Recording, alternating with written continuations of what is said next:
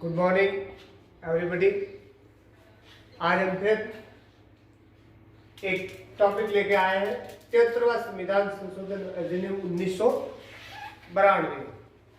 इस अधिनियम के तहत जो स्थानीय स्वशासन है उसको संवैधानिक मान्यता प्राप्त हुई थी, यानी संविधान के अंदर उनको पावर दिया गया था। इसलिए इस स्थानीय स्वशासन को हम पढ़ेंगे। इसके अंदर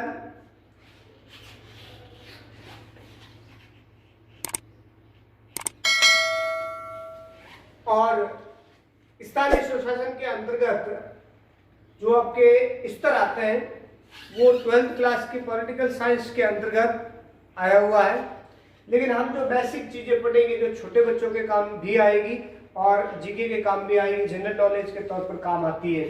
जो स्थानीय स्वशासन है वो 3 स्तर का बनाया गया है। स्थानीय स्वशासन, इसके जो अगर अपन बात करें विशेषताओं की, तो पहली विशेषता है कि इसको त्रिस्तरीय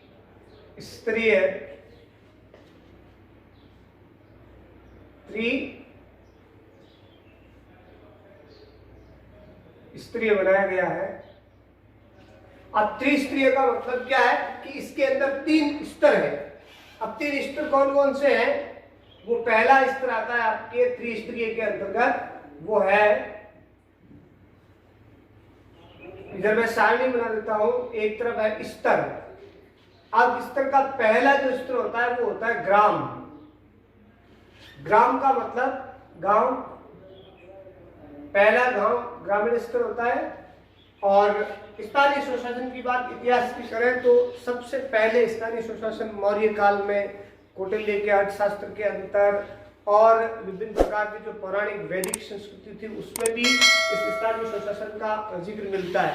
लेकिन सबसे ज्यादा और परिष्कृत रूप जो है वो चोल शासकों का जो शासन था उसके अंदर इतिहास में स्थानीय स्वशासन की एक सुदृढ़ व्यवस्था थी। वहीं से प्रेरणा लेकर के संविधान के अंदर इस व्यवस्था को लागू किया गया था।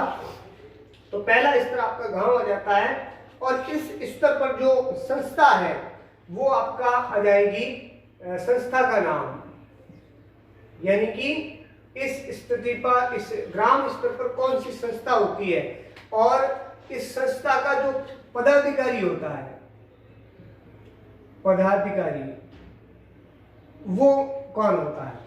तो अगर पहले स्तर की बात करें अपन तो वो है ग्राम स्तर।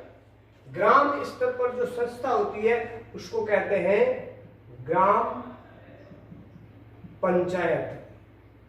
और इस ग्राम पंचायत का जो प्रमुख पदाधिकारी होता है उसको कहते हैं सरपंच। और दूसरा स्तर जो इस स्थानीय स्वशासन का होता है वो आता है आपका खंड, या जिसको इंग्लिश में कहते हैं ब्लॉक कहो, खंड स्तर कहो। और इस खंड स्तर पर जो संस्था होती है उसको अपन कहते हैं पंचायत समिति। ये खंड स्तर पर संस्था व्यवस्था होती है पंचायत समिति। पंचायत समिति का जो मुख्य पदाधिकारी होता है उसको कहते हैं प्रधान। और तीसरी जो इसकी त्रिस्तरीय व्यवस्था है उसको कहते हैं जिला स्तर। अब जिला स्तर के ऊपर जो संस्था होती है उसको कहते हैं जिला परिषद। और इस संस्था का जो मुख्य पदाधिकारी होता है जिसको कहते हैं अपन जिला प्रमुख। ये इस प्रकार से 3 स्तर बनाए गए हैं स्थानीय स्वशासन के 73वें संविधान संशोधन अधिनियम 1992, जो कि 24 अप्रैल 1993 को लागू हुआ था। बलवंत राय मेहता समिति जो कि 1957 में बनी थी, उसकी सिफारिश के आधार पर इस 3 स्तरों को अपनाया गया था। यहाँ पर सरपंच जो होता है इसकी प्रमुख संस्था होती है वो है पंचायत समिति। पंचायत समिति का मुखिया सरपंच कहलाता है। और सरपंच जो है वो, पंचायत समिति जो राजनीतिक संस्था है वो ग्राम स्तर की होती है, गांव स्तर की होती है। ये ग्रामीण स्तर राजनीति का सबसे निम्नतम, सबसे छोटा स्तर होता है, माना जाता है। अब ग्राम के अंदर जो सरपंच चुना जाता है उसका जो चुनाव है वो आपके चुनाव पद्धति कौन सी होती है, तो अगर चुनाव पद्धति की बात करें तो जो सरपंच का चुनाव है वो होता है प्रत्यक्ष निर्वाचन। प्रत्यक्ष निर्वाचन से मतलब क्या है कि सरपंच को ग्राम की जो जनता है, गांव की जो जनता है, वो प्रत्यक्ष वोट दे करके सरपंच का चुनाव करती है। अब इस सरपंच की जो ग्राम पंचायत है, इस ग्राम पंचायत के अंतर्गत वार्ड होते हैं। इस ग्राम पंचायत को वार्डों के अंदर बांटा गया होता है और वार्ड का जो मुखिया होता है उसको वार्ड पंच कहा जाता है, वार्ड पंच कहते हैं। और वार्ड पंच का जो चुनाव है वो भी प्रत्यक्ष निर्वाचन के द्वारा होता है।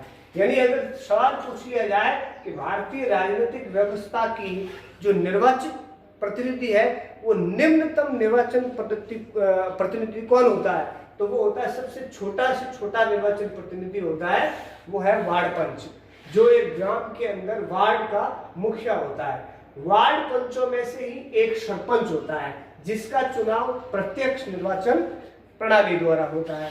उसके बाद दूसरा स्तर आता है ब्लॉक स्तर। ब्लॉक स्तर में पंचायत समिति होती है, इसकी राजनीतिक संस्था होती है।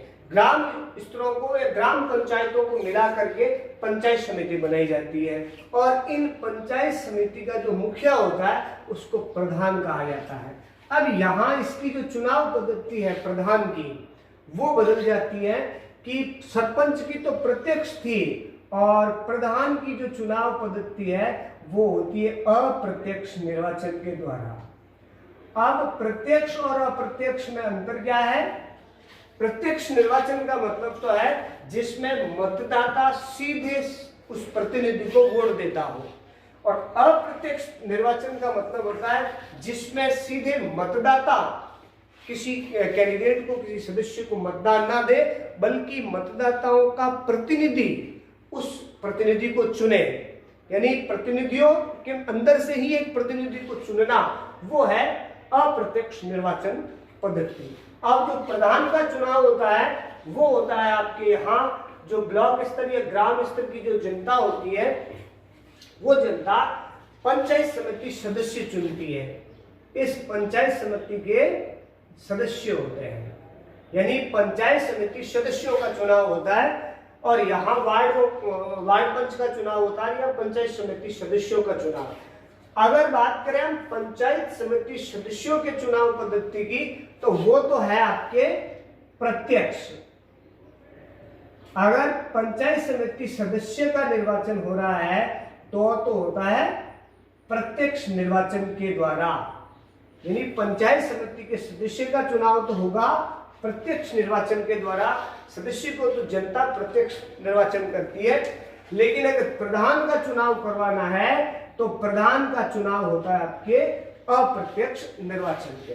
इसका मतलब पंचायत समिति सदस्य मिलकर के अपने में से ही किसी एक को प्रधान नियुक्त करते हैं, इसलिए प्रधान का निर्वाचन होता है अप्रत्यक्ष निर्वाचन पद्धति द्वारा और पंचायत समिति सदस्यों का चुनाव होता है प्रत्यक्ष निर्वाचन पद्धति द्वारा। यही जीके के सवाल यहाँ बनते हैं। प्रधान की चुनाव पद्धति कौन सी है? अप्रत्यक्ष। सवाल ये पूछा जाता है ग्राम पंचायत या पंचायत समिति सदस्यों का चुनाव किस विधि द्वारा होता है? तो वो है प्रत्यक्ष निर्वाचन द्वारा। सरपंच का चुनाव कैसे होता है, किस चुनाव विधि द्वारा होता है? तो प्रत्यक्ष निर्वाचन पद्धति। सरपंच को कौन चुनता है?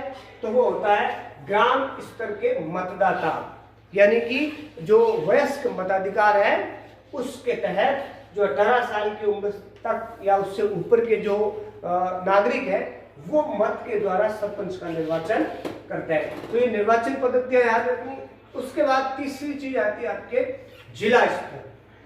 जिला स्तर पर जो है जिला परिषद का गठन होता है और इसके भी सदस्य चुने जाते हैं। जिला परिषद सदस्य, इन दोनों सदस्यों को इनको मंडल सदस्य भी कहा जाता है। जो ब्लॉक स्तर पर होता है पंचायत समिति सदस्यों को मंडल सदस्य भी कहते हैं, और जो जिला परिषद सदस्य होते हैं इनको पार्षद भी कहा जाता है, इनको पार्षद कहते हैं। और इन्हीं पार्षदों में से फिर एक जिला प्रमुख का चुनाव होता है, और जिला प्रमुख का जो चुनाव है वो होता है आपके अप्रत्यक्ष निर्वाचन। लेकिन अगर बात करें अपन जिला परिषद सदस्यों की चुनाव की पद्धति की, तो जिला परिषद सदस्यों के जो चुनाव है वो होता है आपके प्रत्यक्ष निर्वाचन के द्वारा। यानी जिला परिषद के सदस्यों का तो प्रत्यक्ष, लेकिन अगर जिला प्रमुख की बात करें तो उसका निर्वाचन अप्रत्यक्ष पद्धति द्वारा होता है। ये हमारे स्थानीय स्वशासन की 3 स्तर की इकाइयां हैं, याद रखना बहुत जरूरी है। ग्राम स्तर, खंड स्तर, जिला स्तर। ग्राम स्तर पर होता है ग्राम पंचायत, खंड स्तर पर पंचायत समिति, जिला स्तर पर जिला परिषद। ग्राम स्तर पर मुख्य राजनीतिक अधिकारी होता है सरपंच, और ब्लॉक स्तर पर होता है आपके प्रधान, और जिला परिषद में होता है जिला प्रमुख। सरपंच का चुनाव निर्वाचन प्रत्यक्ष निर्वाचन से होता है, प्रधान का चुनाव अप्रत्यक्ष होता है, मंडल सदस्य या पंचायत समिति का चुनाव प्रत्यक्ष निर्वाचन द्वारा होता है, जिला परिषद के जो प्रमुख होता है जिला प्रमुख, उसका चुनाव अप्रत्यक्ष निर्वाचन होता है, और जिला परिषद सदस्य या पार्षदों का चुनाव प्रत्यक्ष चुनाव पद्धति द्वारा होता है। ये इसकी पहली विशेषता है। अब अगर अपन बात करें 73वें संविधान संशोधन की दूसरी विशेषता, तो वो आता है आपका कार्यकाल। कार्यकाल का मतलब कि ये जो 3 स्तर की संस्थाएं बनी हुई है, 3 जो पदाधिकारी चुने जाते हैं, ये अपने चुने जाने की तारीख से लेकर के कब तक कार्यकाल है इनका, अगला जो चुनाव कब होता है, तो इसका सीधा सा है कि यह है निर्वाचित तिथि से 5 वर्ष तक। यानी इनका निर्वाचन कब तक होता है, जिस दिन ये निर्वाचित होते हैं उस तिथि से अगले 5 वर्ष कब उनके पूरे होते हैं, तब तक ये अपने पद पर बने रहते हैं या ये संस्थाएं कार्यरत रहती हैं। लेकिन इससे आगे एक शर्त और है। शर्त यह है कि इनको पहले भी स्थगन किया जा सकता है, इनको स्थगित किया जा सकता है, इसका स्थगन किया जा सकता है अगर इन संस्थाओं में किसी प्रकार की संवैधानिक, कानूनी या बहुमत के आधार पर अगर किसी प्रकार की अड़चन आ जाए तो इनको हटाया भी जा सकता है, पद इनको पहले भंग भी किया जा सकता है। सरपंच को पद से हटाया जा सकता है, प्रधान को भी हटाया जा सकता है, जिला प्रमुख को भी समय से पूर्व भी हटाया जा सकता है। लेकिन इनका निश्चित कार्यकाल सामान्य स्थिति में 5 वर्ष का होता है। पहली तो ये कंडीशन है। दूसरी बात कि एक प्रधान सरपंच या जिला प्रमुख को चुनने के बाद अगला प्रधान सरपंच या जिला प्रमुख चुनने की विधि क्या है, तो उसके स्थिति में होता है 6 माह के अंदर के भीतर अगला चुनाव करवाना अनिवार्य है। ये एक विशेष कंडीशन है, शर्त है। जिस व्यक्ति का 5 साल का कार्यकाल पूरा हो जाता है उसके अगले 6 महीने के अंदर अंदर नया सरपंच, प्रधान या जिला प्रमुख चुनना सबसे महत्वपूर्ण बात है। चुनना जाना अनिवार्य है, इससे ज्यादा समय नहीं लग सकता। ऐसी स्थिति में कि जब कोई व्यक्ति चुना गया, उसने 5 साल का कार्यकाल पूरा कर लिया है किंतु अगला चुनाव संभव नहीं है, जैसा कि वर्तमान स्थिति में अपन देखते हैं महामारी के इस दौर में राजस्थान के अंदर ग्राम पंचायतों के चुनाव स्थगित कर दिए गए हैं, लेकिन सरपंचों के 5 वर्ष का कार्यकाल पूरा हो चुका है। तो ऐसी स्थिति में कानूनी क्या चीज हो सकती है, कानून क्या कहता है, तो हमारा ये जो 73वां संविधान संशोधन है वो ये कहता है कि जिन सरपंचों का कार्यकाल पूरा हो चुका है उनकी स्थिति में 2 तरह की बातें हो सकती हैं। एक तो सरकार का आदेश आएगा, अगर सरकार चाहे, विधानसभा चाहे और अपने अंदर एक विधायक बनाए, उसको पास करे सर्वसम्मति से और कहे कि जो कार्यरत सरपंच है उनका कार्यकाल जो है वो बढ़ा दिया जा सकता है। ये विधानसभा चाहे तो, विधानसभा से एक व्यक्ति या मुख्यमंत्री नहीं कर सकता, विधानसभा चाहे तो सरपंचों का कार्यकाल बढ़ा सकती है वो ज्यादा समय तक। पहली कंडीशन होती है कि वो 1 साल तक बढ़ा सकती है। 1 साल से ज्यादा वो अगर स्थिति खराब होती है आपातकाल की तो उसको 3 साल तक बढ़ाया जा सकता है। सरपंचों का कार्यकाल 3 साल तक बढ़ाया जा सकता है। 3 साल के अंदर अंदर इलेक्शन करवाना अनिवार्य है। उसके बाद फिर भी अगर स्थिति सामान्य ना हो तो कम से कम 5 साल तक बढ़ाया जा सकता है। इसके बाद इसका कार्यकाल नहीं बढ़ सकता है। अब अगर विधानसभा कार्यरत नहीं है, विधानसभा भी अपनी बैठक नहीं कर सकती है, तो उस स्थिति में क्या है कि सभी स्तर के अधिकारियों के पास में, जैसे ये सभी राजनीतिक अधिकारी होते हैं वैसे ही एक प्रशासनिक अधिकारी होता है जो इन सभी स्तर पर काम करता है। तो सरकार ये कर सकती है कि ये जो कार्यकाल सरपंचों का न बढ़ा करके ये जो कार्यभार है वो इस प्रशासनिक अधिकारी को सौंप दे।